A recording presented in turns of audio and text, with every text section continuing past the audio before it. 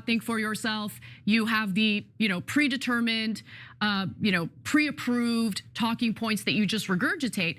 Sitting down and having a casual political discussion with a podcast host, for instance, is not something that most Democratic politicians are capable of doing. There are exceptions. Hakeem Jeffries is not part of that exception. Look, in this video, Anna Kasparian reports on yet another disturbing story about the Democrat Party. Anna Kasparian is furious that Minority Speaker Hakeem Jeffries has been taking in campaign donations from some less than reputable sources. With that, let's watch Anna Kasparian slam the corrupt Democrats. I'm trying to figure out what leverage we actually have. What leverage do we have? They control the House, the Senate, and the presidency. It's their government. What leverage do we have? That infamous video of House Minority Leader Hakeem Jeffries dates back to last February. However, while he was publicly telling voters that his hands were tied, that Democrats had no leverage, behind the scenes, he was privately taking quite a bit of money from big Wall Street donors. And in fact, last week, the publication Sludge reported that Jeffries' joint fundraising committee, the Jeffries Victory Fund, raised about $1.2 million in the first quarter of 2025 from donors tied to hedge funds, private equity, and other areas of the finance sector. So when we have a conversation about why there is no real leadership in the Democratic Party, why the Democratic Party has a super low approval rating among their own base, I would venture to say this very story is behind the issues that voters are having with the Democratic Party, because they're looking for leadership, they're looking for representation, and what they're really getting is a bunch of politicians who are legally bribed by the very same Wall Street donors that legally bribed the Republican Party. Yeah, so look, mixed feelings on it in this way. Like, of course, I get it. Democrats need money to fight back against Trump. Trump's raising a lot of money. All these corporate guys are now, kissing his ring, to put it politely, etc. On the other hand, why do you think that the Democrats, when they were in charge, didn't do anything about private equity buying up residential homes? That's in our populist plank at TYT.com, and it's got over 80% approval in the country in terms of don't let them buy our homes. They're gonna rob us blind, and we're all gonna be renters and serving them for the rest of our lives. Oh. Do you guys think they'll ever stop with this? Well, the Wall Street donors typically donate to the Republican Party. Wall Street is who's pissed at Donald Trump right now. So he's clearly not beholden to them. They may be one of the bigger forces working against him and his tariff strategy, and one of the forces that doesn't want to see him to see it all the way through. Again, who had more billionaires supporting them during the 2024 election? It wasn't even close. And Hakeem Jeffries asked, what leverage do we have, in that classic speech? Well, you don't have much leverage, but what you do have is one of your plans working like a charm, which was to install activist judges to hinder any progress that the Trump administration is trying to make. So, well done by doing that, scumbags. And then any leverage that you do have, you're using, even though it's not a lot, you're using that leverage wisely. I mean, doing great things like trying to bring illegal alien criminal wife beaters back into our country that we've already deported. Good job, guys. Let's get back to the video. Oh, look at that, all the private equity guys that are donating to the Democratic leader.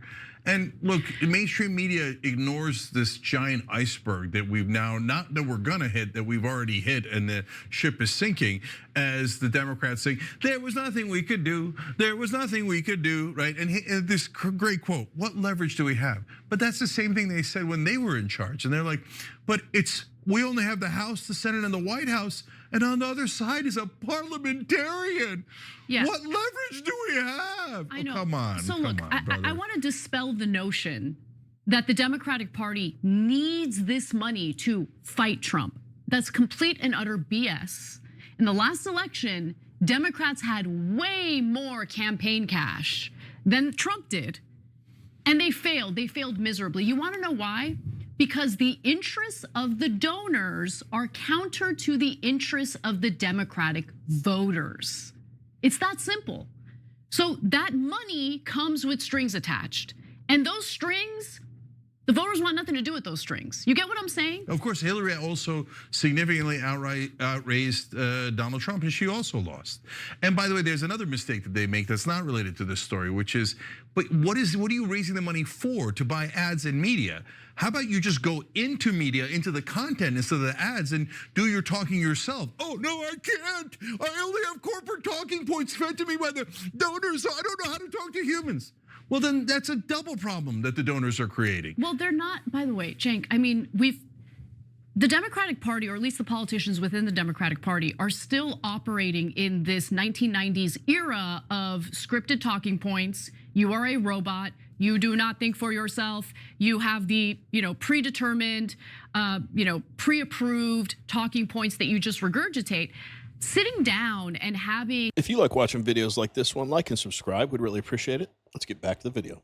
A casual political discussion with a podcast host, for instance, is not something that most Democratic politicians are capable of doing. There are exceptions.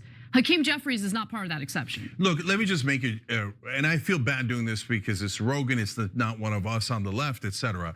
But it is such a simple rule. It's called the Rogan rule. If you can't sit down and talk to Rogan, you shouldn't be running for any office, okay? Because it's not like the brother's gonna grill you, right? He's very friendly to his guests. Yes. And he might ask you a couple of questions that are a little bit challenging. If you can't handle that, you just can't handle being in the race.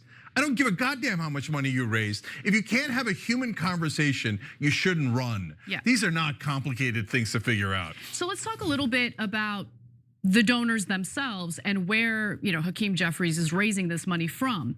So we'll start with Henry Laufer, who is the vice president of a hedge fund called Renaissance Technologies. Renaissance has been scrutinized by the IRS over its use. Wow, Anna hit some really good points there, and I'm really glad she brought some of this up. I mean, to hear her articulate something that I say and many of us have said forever is pretty awesome. We all know that all Democrats ever bring to a debate are establishment-approved talking points. And God forbid they go off script. They're gone. So they're terrified to go off script. That's one of the reasons that they never appear to think for themselves, including many others, like they're dumb and they're cowards. Anyway, but Anna took it even further and said something else we all knew, but I'm glad to see her acknowledge it. She said, essentially when Democrats attempt to have a human conversation, like on a podcast, they're unable to. Why? For all the reasons I just listed. I gotta say, I always preface this with, I don't agree with Anna on 95% of things, or Cenk, but I give credit where it's due. I mean, the fact that they're acknowledging this tells me actually that they're paying attention, which is more than I can say for other Democrat outlets, progressive outlets. I mean, the bar is pretty low, but I am impressed they can see through their echo chamber and see the reality of these Democrat politicians and what empty suits they are. Anyway, let's wrap up the video. Use of basket options. And no, that is not a fun Easter thing. It's a controversial trading strategy that regulators said allowed the firm to avoid billions of dollars in taxes. So Laufer and his wife, by the way, just gave over $600,000 to Jeffries in total.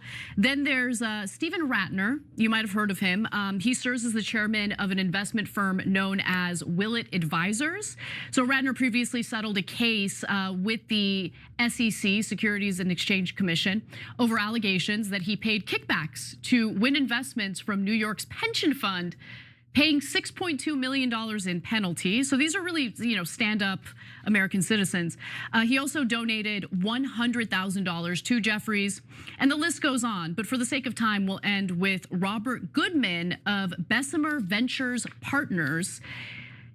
So Bessemer Venture Partners belongs to a venture capital trade association, the NVCA, that continues to lobby lawmakers against closing the so-called carried interest tax loophole.